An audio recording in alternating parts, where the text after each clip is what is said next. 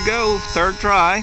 Robert and his multi-purpose airplane that has a parachute on board to lower it in case of a problem.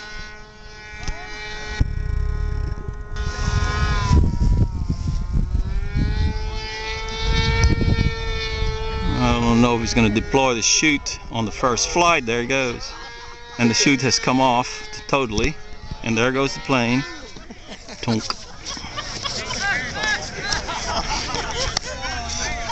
Robert, were you supposed to? I don't think you have to worry about the motor being overheated anymore. Instead of deploying the chute, I released it first. He said that. We just talked about that. He released the chute completely, didn't he?